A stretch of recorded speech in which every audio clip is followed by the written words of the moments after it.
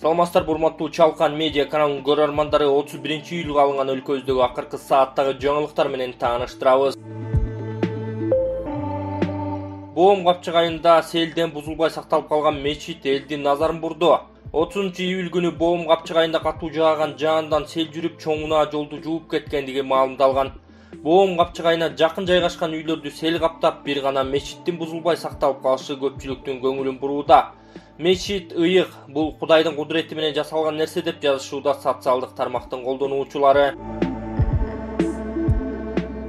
Өзгөчө кырдаал министрлиги Боом Капчык айында жол толугу менен ачылганын кабарлады. Өзгөчө кырдаалдар министрлиги 3 тубанды бириктирүүчү Боом Капчык айында жол каттамы толугу менен калыбына келтирилгенин 31-июлда кабарлады.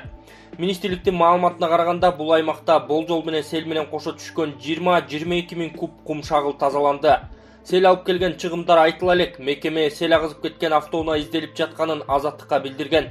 Машинени сел агызып чоң сууга түшүп кеткен, бирок ээлери жабыркаган эмес. Учурда унааны издөө иштери жүргүзүлүүдө, деди мекеменин расмий өкүлү Алим Токторов. 30-июлда саат 11:00 чамасында жааган жаандын кесепетинен Бишкек Нарын Торгарт жолунун 128-129 чакырым аралыктарында сел жүрүп, кум шагыл толуп калган. Жол эки тараптуу жабылган. Мындан улам жол тыгыны пайда болгон. Кечке маал бир тараптуу ачылган. Табигый кырсык катталган аймакта өзгөчө кырдаалдар министрлигинин, облустук башкармалыгынын жана райондук бөлүмдөрүнүн ыкчам топтору, куткаруучулары, адистер жана офицерлер иш алып барышты. Чаткалда күчү 3,5 балга жеткен жер силкинүү катталды. 31-июлда саат 7:55-те Кыргызстандын аймагында Чаткал тоо уркаларында жер силкинүү катталганын Сейсмология институту кабарлады. Маалыматка караганда, жер титирөөнүн күчү очогунда 3,5 балга жетип, Жалал Абадтын Чаткал, Тегирмен Сай, Жылгын, Аркыт айылдарында жана Талаш шаарында сезилген.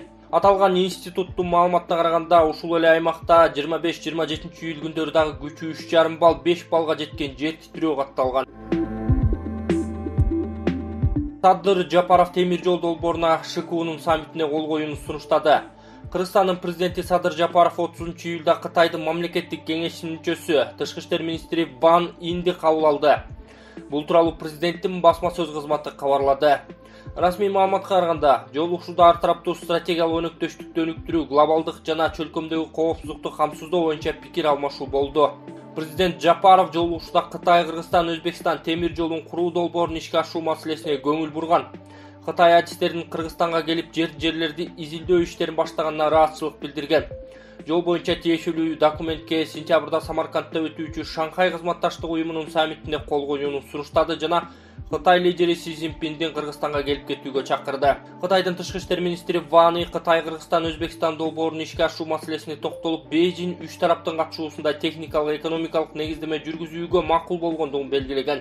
Ошентип, бул долбоорду ишке ашыруу процесси башталып жатат. Кыргызстан жана Өзбек тараптын каалоосун эске алуу менен биз сентябрда Самаркандта өтө турган саммитке бул долбоор боюнча 3 тараптуу документти түзүү мүмкүнчүлүгүн изилдөөгө даярбыз, деген Ван И. Кытайдын башкы дипломаты менен Кыргызстандын тышкы иштер министри Жээнбек Кулубаев да эки тараптуу сүйлөшүү өткөрүп, соода-экономикалык байланыштар, инвестициялык кызматташуу талкуулаганын маалым болду. Тараптар анда чүй-өрөөнүн сугат суу менен камсыз кылууда чоң мааниге ээ чүй каналы 2 долбоорунун маанисин белгилешкен. Буга чейин кыргыз бийлиги Кытай, Кыргызстан, Өзбекстан темир жолунун курулушу быйыл күзүндө башталышы мүмкүн экенин билдиришкен. Мындан кийин Өзбекстандын президенти Шавкат Мирзиёев да ырастаган.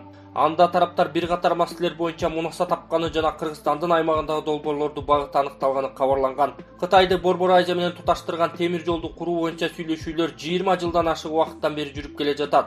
Ал жол регионалдык жана дүйнөлүк мааниге ээ болуп, Перс булуңуна чыкчу жаңы соода маршрутун ачмак. Кудай жолунда жүргөн немелер экен. Эми күмө саноо болгон, аны мен Кудайга таянам да.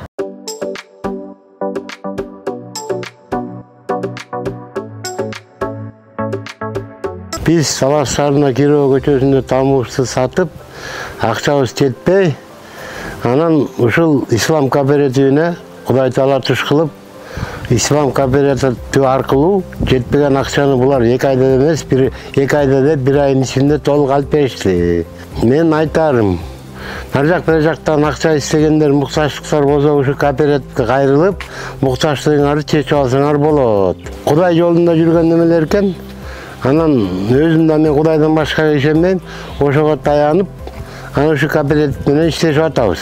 Акчабы, машинабы, тамбы керек болса ушул кооперативге кайрылып кетсеңер эч качан нааразы болбойсуңар, муктажчылыгыңарды чечип берет деп мен толук ишенем. Мына бул болсо мини зал. Бул жакка келип көрсөңүздөр, бияк детский спальный. Бул жагында болсо биздин спальный жолдошум экөөбүздүн.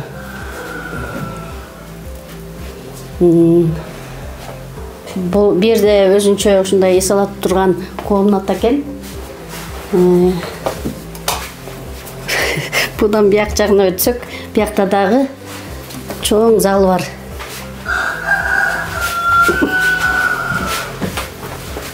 Бул жакта дагы чоң зал бар.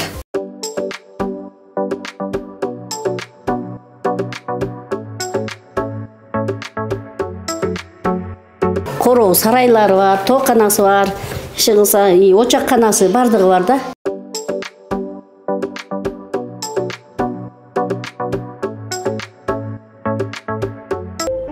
Чыңгыз Жумагуловду жеке кастыктан өлтүрдүм. Кримтөөлдүн өлүмүнө шектелген камералашы кылмышты мойнуна алды. 30-июль күнү Бишкек шаарындагы СИЗО 1де киши колду болгон Кримтөөл Чыңгыз Жумагуловду өлтүрүүгө шектелген камерада чогуу жаткан жаран кылмышты мойнуна алды. Бул тууралуу жаз аткаруу кызматынан билдиришти. Бишкек шаарындагы СИЗО 1деги камералардын биринен киши колду каза болгон Чыңгыз Жумагуловдун жансыз денеси табылган. Алдын ала маалыматка ылайык Жумагуловду бир камерада отурган жаран уруша кетип жеке кастыгынан өлтүргөн. Бул тууралуу шектүү көрсөтмө берген жеринде ыкчамиликтөө тобу иш алып барууда деп жазылат маалыматта. Эл өкүлү Элвира Сурабалдиева зордуктоо тууралуу айтып берди. Жогорку Кеңешке бир мандаттуу округтан шайланган Элвира Сурабалдиева аргумент KG сайтына маек куруп берген маегин сиздерге сунуштайбыз. Элвирайым алсыз катмарга аял затына жаш балдарга ыдык көрсөтүү күч алганы жан кейтет. Педофилдерди эл алдында сабак болчудай жазалап, жалпы коом тик туруп күрөшчү мезгилдебиз. Педофилдерди кандай жазаласак болот? Балдардын укугун коргоо үчүн катуу чараларды көрүү зарылбы? Интернет жана социалдык тармактардын заманында маалыматтын жакшысын жаманында ар кандай өлчөмдө алып калдык. Мурда элим эмне дейт деген таянып жашырган жеке жашоону азыр интернет ачыкка чыгарууда. Бүгүнкү күндө алсыз аярлуу катмардагы жана корголбогондорго карата психологиялык жана физикалык агрессия учурлары көбөйдү деп айтылат. Жаңыласыздар, урматтуулар, аялдарыбыз, балдарыбыз, карыяларыбыз да илгертеден бери эле сабалып, зордукталып келе жатышат. 2003-жылы Кыргызстан постсоветтик мейкиндикте биринчилерден болуп үй бүлөлүк зомбулуктан сактоо жана коргоо мыйзамы бекер кабыл алган эмес. Социалдык тармактардын күчүнөн мурда уяттуу көрүнүштөр коомдун талкуусуна чыгып, кадимки нерсеге айланып бараткан кез. Өткөн чакырылышта 2019-жылы Сот аялдар ассоциациясынын жана эл аралык уюмдардан колдоосу менен зомбулуктан үрөө учурган фактыларын ачыктаган издөө иштерин баштаганбыз. Жаш кыздардан улгайып калган аялдарга чейин анонимдүү сурамжылоолордун жыйынтыгы менен таанышканда көзүбүзгө жаш айланып алсыздыктан ачууланганыбызды кантесиң? Окуу жайларында болобу, транспортто, көчөдө жада калса жумушта зордук зомбулук ыдык көрсөтүүдөн башталат. Бирок эң өкүнүчтүүсү зордукталып же өлмөйүн уртокмокко алынган кыздардын арызына укук коргоо органдары реакция беришпейт. Мисалдарга күбөсүздөр. Ошондуктан 7-чакырылыштагы кесиптеш айымдар менен аялдарды жумуш ордуна ыдык көрсөтүүдөн коргоо боюнча мыйзам долбоорун иштеп чыгууну туура көрдүк. Мырзаларыбыздан колдоо табабыз деп ойлойм. Андан тышкары ЭУнун 2019-жылдын номер 190 жумуш ордуна зордук зомбулук жана ыдык көрсөтүү боюнча эл аралык конвенциясын ратификациялоо зарылдыгы боюнча министрлер кабинетинин башчысы Акылбек Жапаровго, эмгек жана социалдык өнүктүрүү министрлигине кайрылдым. Маалымат үчүн айта кетсем, каникулга чыгарга чейин парламент педофилдерге жазаны катаалдаткан мыйзам долбоорун 3 окууда кабыл алды. Кеп балдарга карата жасалган зомбулук жана сексуалдык мүнөздөгү аракеттерге мажбурлоо.